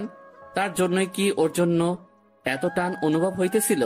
তখনই নিশি আমাদের সামনে চলে আসে, আর আমাকে দেখে সে খানিকটা স্তব্ধ হয়ে যায়, কিন্তু পরক্ষণে আমায় জড়িয়ে ধরে কান্না করে দেয়। কিন্তু তখন হঠাৎ নীলা কোথায় থেকে যেন চলে আসে, আর নিশিকে আমার বুকে দেখে ও নিশিকে তুলে ওর গালে 2টো চর বসায় দেয় আর বলে, আই মেয়ে, তোমার লজ্জা করে না অন্যের স্বামীকে জড়ায় ধরতে? অন্যের স্বামী মানে? হ্যাঁ, তুমি যাকে জড়িয়ে ধরেছ সে আমার হাজবেন্ড হয়। ও সরি, আমায় ক্ষমা করে দিয়েন। আর মিস্টার রাজ, আপনার ছেলেকে দেখে রাখবেন। এই কথা বলেই নিশি বাইরে দৌড় দিল। আমিও নিশির পিছু পিছু গেলাম, কিন্তু আমি যেতেই একটু দেরি করে ফেলেছিলাম, কারণ নিশি একটা কারের হাতে ধাক্কা খেয়েছে আর ওর মাথা থেকে প্রচুর ব্লিডিং হচ্ছে। আমি কি করব কিছুই বুঝতে পারছিলাম না। আমার মনে হচ্ছিল যেন আমি আমার জীবনের সবচেয়ে মূল্যবান কিছু হারাতে যাচ্ছি। তাই আমি গিয়ে নিশিকে আমার কোলে তুলে নেই আর হসপিটালের দিকে দৌড়াতে শুরু করলাম। আর তখন কে যেন একটা কার নিয়ে এসে বলল উঠতে। তাই আমি দেরি না করে কারে উঠে বসি, আর কিছুক্ষণের মধ্যেই হসপিটালে পৌঁছে যাই। আর ডক্টররা নিশিকে নিয়ে ওটিতে চলে যায়। তাই আমি কারওয়ালাকে ধন্যবাদ দিতে চাই। আর গিয়ে দেখি সেটা আর অন্য কেউ না, আমার বন্ধু মামুন। আর মামুনকে দেখা মাত্র আমি কান্নায় ভেঙে পড়ি আর বলি, আমার নিশির কিছু হবে না তো? ওর যে কিছু হলে আমি বাঁচবো না রে। নিশির কিচ্ছু হবে না। আর তুই এভাবে ভেঙে পড়ছিস কেন? আজ আমার জন্য নিশির এই অবস্থা, কেন যে আমি আবার দেশে ফিরে আসলাম। এক থাপ্পড় দিব যদি আর একটুও বাজে কথা বলিস। আর নিশির কিছু হবে না, আর তুই এখানে শান্ত হয়ে বস। তারপর মামুন আমাকে এক জায়গায় বসিয়ে দেয় আর কোথায় যেন চলে যায়। কিছুক্ষণ পরে দেখি মামুন আমার ছেলেকে নিয়ে আসছে, আর ও আমাকে দেখে বলে, বাবা মামামের কি হয়েছে? তোর মামামের কিছু হয়নি বাবা, তুমি আমার কাছে এসো তো। তারপর আমি আমার ছেলেকে বুকের মাঝে জড়াই ধরি। কিছুক্ষণ পরে ডক্টর ওটি থেকে বাহির হয় আর বলে, বলতেই হবে আপনাদের ভাগ্য অনেক ভালো, নয়তো রুগীকে যে অবস্থায় আনা হয়েছিল আমি তো মনে করছিলাম ওনাকে বাঁচানো সম্ভব হবে না, কিন্তু আল্লাহর রহমতে উনি এখন অনেক সুস্থ। আপনাকে অনেক ধন্যবাদ ডক্টর সাহেব, আমার নিশিকে ফিরিয়ে দেওয়ার জন্য। আর এটা আমাদের কর্তব্য। ডক্টরের হাত ধরে বললাম, আমি কি ওর সাথে দেখা করতে পারি? না, আপনি 6 ঘন্টা পরে ওনার সাথে দেখা করতে পারবেন। আর তাছাড়া ওনার এখন চেঞ্জ নেই। ওকে ডক্টর। ডক্টরের সাথে কথা শেষ করে এসে আমি আমার ছেলের কাছে বসি। আমি আর আমার ছেলে বসে আছি, তখন কেউ পেছন থেকে আমার নাম ধরে ডাক দেয়। তাই আমি পেছনে তাকাই কে ডাকছে দেখার জন্য। তখন দেখতে পাই আব্বু আর আম্মু দাঁড়ায় আছে। আর আম্মু আমাকে দেখে আর স্থির থাকতে পারলো না, আমার কাছে এসে কান্না শুরু করে দিল আর বলল, কোথায় ছিলি বাবা এতদিন? আমাদের কথা কি তোর এতটুকু মনে পড়ে না? আম্মু, মনে তো সবসময় পড়তো, কিন্তু আসার উপায় ছিল না। আর এই যে দেখো, আমি এসে গেছি, আর কোথাও যাব না। সত্যি তো? সত্যি। তখন একজন নার্স এসে খবর দিল যে নিশির সেন্স ফিরেছে। তাই আমি আর দেরি না করে নিশির কেবিনে ঢুকে গেলাম। আমার পিছু পিছু বাকি সবাইও চলে এসেছে, কিন্তু নিশি আমাকে দেখে তার মুখটা অন্যদিকে ঘুরিয়ে নিল। সবাই নিশির সাথে কথা বলছে, আর নিশি সেগুলোর উত্তর শুধু হ্যাঁ অথবা নাতে দিচ্ছে, কিন্তু সে আমার দিকে একবারও তাকাচ্ছে না। এতে আমার অনেকটাই খারাপ লাগে। তাই আমি সবাইকে বলি, আমি আর নিশি একা কথা বলতে চাই, প্লিজ সবাই যদি একটু বাইরে যেতেন। তারপর সবাই বাইরে চলে যায়, আর আমি নিশির পায়ে গিয়ে বসি, আর ওর হাত আমার হাতের মুঠোর মধ্যে নেই, আর বলি, নিশি আমি সরি, কথা বলবে না আমার সাথে? ঠিক আছে, তাহলে আমি চলে যাচ্ছি। আমি যখনই উঠতে যাব তখন নিশি আমার হাতটা ধরে ফেলে, আর আমি ওর দিকে তাকিয়ে দেখি ও কান্না করছে। আরে পাগলি, কান্না করছো কেন? আপনি খুব খারাপ, শুধু আমায় কষ্ট দেন।